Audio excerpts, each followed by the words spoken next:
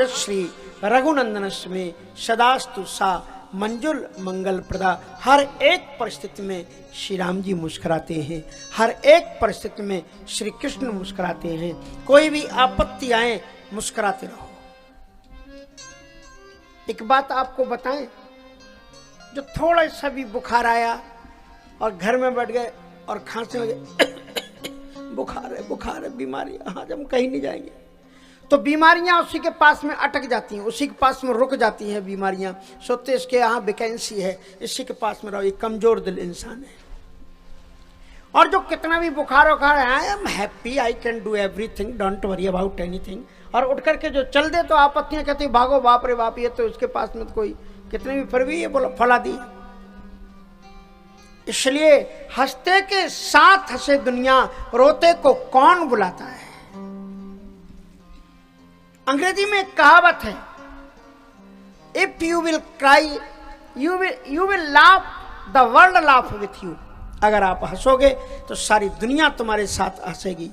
If you will cry you cry alone. अगर आप रोगे तो आप अकेले पड़ करके रोगे। इसलिए सबके साथ में हंसो, बी हैप्पी, प्रसन्न चित्त होकर के रहो।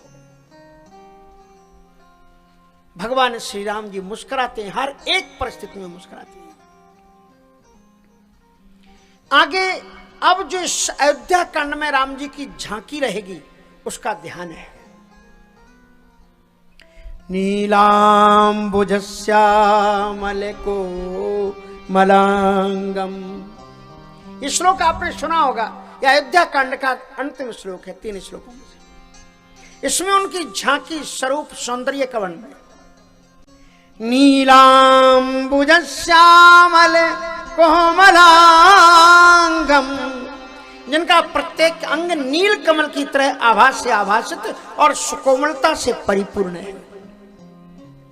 नीलांबुजस्या, नील अंबुज, नील मानी नीला रंग और अंबुज मानी कमल। यश अमल चरित्र उनका जो स्वरूप है। नीलांबुजस्यामल कोमलांगम, और उनकी पट्ट में सी जानकी कैसी है कि हर एक परिस्थिति में उनके बाम बाग में है। यहां बनवास हो रहा है, वहां भी वो साथ में। नीलांबुजस्यामल कोमलांगम सीता समारोपित वाम भागम और पाणौ महासायके चारु चापम। पाणौ मानी पानी मानी होता है हाथ, और पाणौ मानी हो गया 2 हाथ। दोनों हाथ शोभित होते हैं। क्या क्या चीजें कहा? महासायक,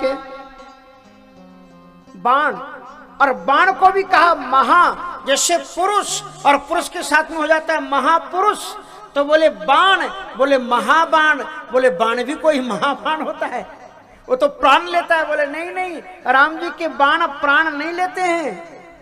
क्या करते हैं? बोले ठाकुर जय मृग राम बाण के मारे और ते तनु तजी सूर्य लोक सुधारे। ऐसे राम जी के बाण हैं जो परम गति देते हैं। राम जी के धनुष बाण दोनों हाथ में शोभित होते हैं। क्यों? इसलिए रखे जाते हैं कि जब हम राम जी का दर्शन करते हैं तो धनुष बाणों का भी दर्शन करते हैं, और उनका दर्शन करने से कैसा लगता है? बोले भक्त प्रसन्न हो जाते हैं। धनुष बाण प्रभु हाथ लखे, तुलसीदास जी दोहे वाले मिलते हैं कि धनुष बाण प्रभु हाथ लखे दीन होते उछाए टेढ़े सूधे सबन को है हरि हाथ पसा। मंदिर में श्री राम जी के हाथ में कर कमलों में धनुष बाण को देख करके दीन लोग प्रसन्न चित्त हो जाते हैं। धनुष बाण को देख करके ऐसा प्रतीत होता है कि राम जी के हाथ में टेढ़ा हो चाहे सीधा, दोनों को ही जगह है। धनुष टेढ़ा होता है वो भी राम जी के हाथ में, और बाण सीधा होता है वो भी राम जी के साथ में है। और बड़ी विचारणीय बात तो यह है कि जो टेढ़ा है वो हरदम उसे पकड़े ही रहते हैं, छोड़ते नहीं है, और सूधे वाले को छोड़ देते हैं रख करके। इसलिए राम जी वनवास में जब गए तो जो सीधे भैया थे उन्हें अयोध्या में छोड़ गए, और जो टेढ़े थे उन्हें साथ में लेकर के गए। धनुष बाण ने प्रभु हाथ लख दीने होत उचाए, टेढ़े सूधे समन को है हरि हाथ पसाओ। तो पाणवु महासायक चारु चापम, नमामि रामम रघुवंश नाथ। ऐसे रघुवंश, ध्यान रखना अमर कोश में रघु का अर्थ जीव मात्र है, केवल एक रघुकुल नहीं है। इसलिए रघुवंश में जय जीव कहा जाता, कह जय जीव ते कीन प्रणाम। रघुमानी जीव मात्र, आगे चले बहुर रघुराया, समस्त प्राणियों के राया है राम जी। पाणवु महासायक चारु चापम, नमामि रामम रघुवंश नाथ। बहुत सुंदर वर्णन है इसमें। और यहां पर बड़ा पहला चित्र जैसे होता है ना, नाटक का पहला चित्र दिखाया जाता है। तो आइए पहला चित्र देखिए। विशाल साम्राज्य है, लोग बैठे हुए हैं, और चक्रवर्ती सम्राट राजा दशरथ जी का कवि यशस्व था। उनकी प्रतिभा, उनकी गरिमा को अगर पढ़ना हो तो वाल्मीकि रामायण में पढ़ना। कितना श्लोकों के श्लोक पूरे दशरथ जी के बारे में बताए गए। ऐसे वैसे सम्राट नहीं थे, बहुत महान राजा थे। एक समय सब सहित समाजा, एक समय सब सहित समाजा, राजसभा रघु राज बिराजा, राजसभा रघु राज बिराजा। सकल सुकृति मूरति नर नाहु, सकल सुकृत मूरति नर नाहु, राम सुजसु सुने अति उठाहु, राम सुजस सुने अति उठाहु, राम सुजस सुने अति उठाहु, राम सुजस सुने अति उठाहु। चक्रवर्ती सम्राट राजा दशरथ जी अपने राज्य में बैठे हुए हैं अपनी सभा में, और थोड़ा सा मुकुट उनका टेढ़ा हो गया, और समय सभाएं मुकुर कर लीना।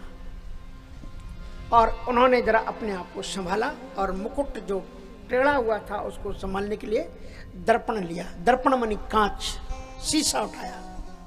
आप लोग कभी कभी शीशा देखते हो ना। पुराने जमाने में तो घर के आंगन, देहात में घर के आंगन में एक जगह आला, और आला के ऊपर में टंगा रहता था कांच एक। सब लोग उसी के पास में जाते थे, सरसों का तेल डाला और ऐसे ऐसे ऊंच करके चल दिए। अब तो महाराज आधे आधे घर जो है कांचों के बनेंगे। अब ये कांच युग आ गया है। लोग बस एक बार देखने के बाद में उन्हें फुर्सत नहीं होती थी कि अपना चेहरा देखें। कबीर साहब जी कहते हैं, मुखड़ा क्या देखे दर्पण, तेरे दया धर्म नहीं मन में, मुखड़ा क्या देखे दर्पण। रामचरितमानस में एक बार राजा ने दर्पण लिया और क्या देखा, श्रवण समीप भय सतकेसा, कान के पास सफेद बाल हो गए हैं, और वो बाल कानमनी कनपट्टी भी जो ऊपर होते हैं बाल, और वो जो बाल थे वो कान के छेद के अंदर में झुक गए थे। सफेद बाल कान के छेद में जाकर के मानो कि कुछ कह रहे थे। क्या कह रहे थे? उन्होंने उसको सुना कि मनहु जरटपन अस उपदेशा, मानो कि वो बुढ़ापे के प्रतीक हैं और उपदेश दे रहे हैं। क्या उपदेश दे रहे हैं? कि निपुजू विराज राम काहू देव, नृप जो विराज राम काहू देहु, लाए के मिले हो जीवन जन्म में लाओ के मिले हो निपजो विराज राम काहू जो विराज राम काहू देहु जीवन जन्म लाहू कीन हो जीवन जन्म लाहू के देहु निपजो विराज। मानो कि बुढ़ापा कह रहा है महाराज बुढ़ापा आ गया है, अब रघुनंदन राम को राजगद्दी पर बैठा करके अब जीवन का जन्म का जो लाभ है ये जीवन का लाभ क्या है जो लेना चाहिए हमको और आपको। अरे ही तनु कर फल विषय न भाई और स्वर्ग स्वल्प अंत दुखदाई। इस मनुष्य जीवन में ईश्वर का स्मरण करते हुए सत्कर्म करते हुए परम गति को प्राप्त कर लेना ही इस जीवन का लक्ष्य है।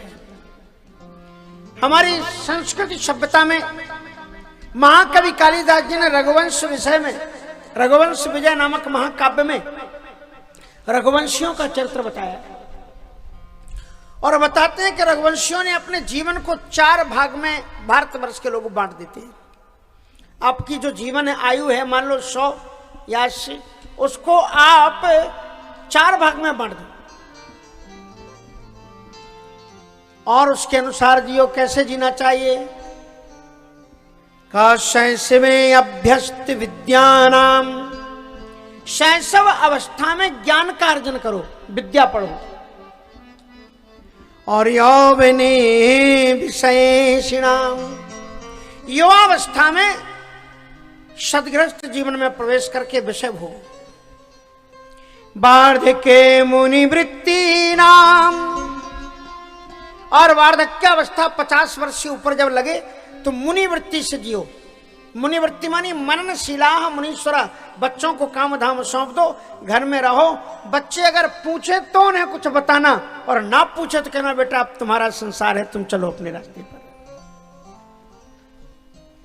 और 75 वर्ष के बाद में मुनि जीवन भी नहीं, संन्यास जीवन। योगे नान्ते तन त्यजाम, घर को परित्याग करके जंगल में चले जाओ। श्रीमद् भागवत में देखो कपिल देव जी का चरित्र, श्री करदम जी का चरित्र। करदम ऋषि जानते हैं कि कपिल देव जी साक्षात भगवान मेरे बेटे बन करके आए हैं, लेकिन अभी भी शास्त्र मर्यादा का त्याग नहीं करते, वो वन में चले जाते हैं भजन करने के लिए। 3रे स्कंद का प्रसंग है।